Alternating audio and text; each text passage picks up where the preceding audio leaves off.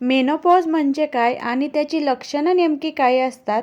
जगातल्या प्रत्येक स्त्रीला मेनोपॉजमधून जावं लागतं आणि साधारणपणे 40च्या दरम्यान याची लक्षणं दिसायला लागतात.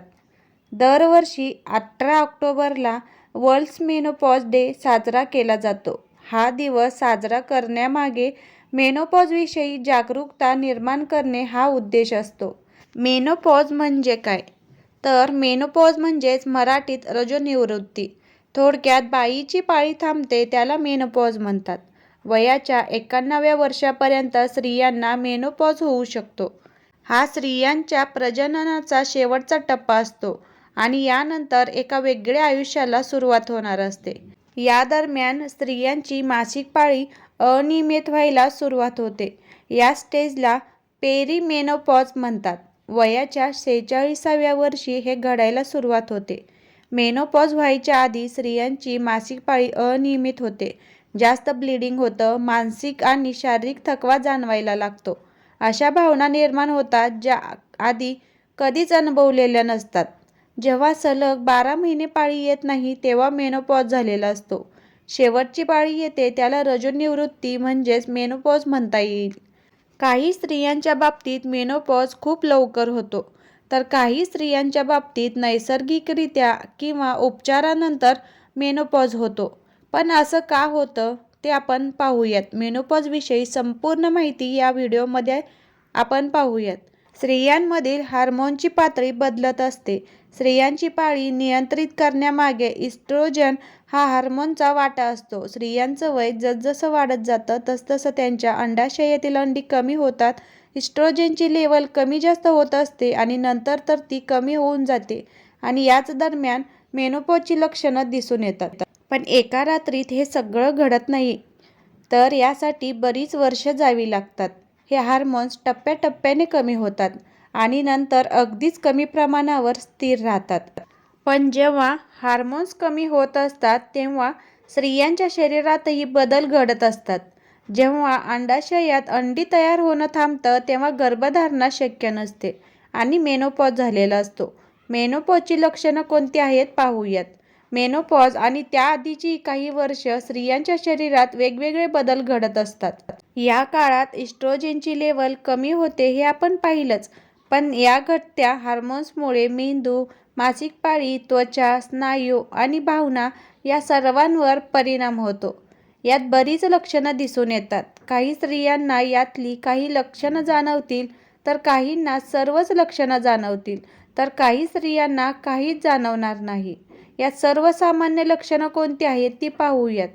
अनियमित मासिक पाळी, हेवी ब्लीडिंग, हॉट फ्लशेस, रात्रीचा येणारा घाम किंवा अचानक येणारा घाम, खराब मूड, व्हजायनल ड्रायनेस, ब्लॅडर प्रॉब्लेम, स्मरणशक्ती कमी होते, एकाग्रता राहत नाही, याला ब्रेन फॉग असंही म्हणतात, सांधेदुखी सुरू होते, त्वचा कोरडी पडते. सगळ्याच महिलांना ही लक्षणं जाणवतात असं नाही, पण 75% महिलांना यातली लक्षणं जाणवतात, तर उरलेल्या 1/4 महिलांना गंभीर लक्षणं दिसून येतात. ही लक्षणं सरासरी 7 वर्षांपर्यंत राहू शकतात. जगातल्या 3 पैकी एका महिलेला याहीपेक्षा जास्त काळ ही लक्षणं जाणवतात. जर एखादी महिला गर्भनिरोधक गोळ्या घेत असेल तर तिला मेनोपॉज कधी होणार आहे हे समजायला अवघड जातं. या गोळ्या स्त्रियांच्या मासिक पाळीवर वेगवेगळ्या पद्धतीने परिणाम करत असतात. हॉट फ्लश कशामुळे येतात? आपण जे वरती पाहिलं कोणते लक्षणं दिसून येतात तर ते लक्षणं सगळे आज आपण पाहणार आहोत आणि त्याची कारणे पण पाहणार आहोत. इस्ट्रोजनची लेवल कमी व्हायला लागली की स्त्रियांना तोंडावर गरम वाफा जाणवू लागतात. शरीराच्या थर्मोस्टॅटमध्ये बदल घडू लागतो. बऱ्याचदा शरीराचं तापमान बदललं की तुमच्या मेंदूतील हार्मोन्स त्याला संतुलित ठेवतात. पण जेव्हा इस्ट्रोजनची कमतरता जाणवायला लागते तेव्हा थर्मोस्टॅट खराब होतं. मेंदूला वाटतं की शरीराचं तापमान वाढायला लागलंय, पण खरं तर तसं नसतं. इस्ट्रोजनमुळे तुमच्या मूडवरही परिणाम होतो. हार्मोन्स मेंदूच्या रिसेप्टर्समधील केमिकल्सशी संवाद साधतात ज्यामुळे तुमचा मूड कंट्रोल हबतो. पण हार्मोनची पातळी जर कमी झाली असेल तर तुम्हाला चिंताग्रस्त व्हायला होतं, मूड खराब होतो.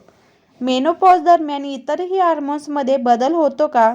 तर हो, प्रोजेस्टेरॉन आणि टेस्टोस्टेरॉन सारख्या हार्मोनची पातळी खालीवर होते, पण ज्या पद्धतीने इस्ट्रोजन कमी होतं आणि जो परिणाम होतो त्यासारखं काही होत नाही. प्रोजेस्टेरॉन स्त्रीच्या शरीराला दर महिन्याला गर्भधारणेसाठी तयार करतं, पण जेव्हा ओव्ह्युलेशन थांबतं, मासिक पाळी थांबवता येते. मेनोपॉजसाठी कोणती टेस्ट करता येते का? तर मेनोपॉज कधी होणार याचं निदान करण्यासाठी काही चाचण्या मार्केटमध्ये आल्या आहेत, पण तज्ज्ञ सांगतात की वयाची एकदा 45 गाठली की याचा काही उपयोग होत नाही.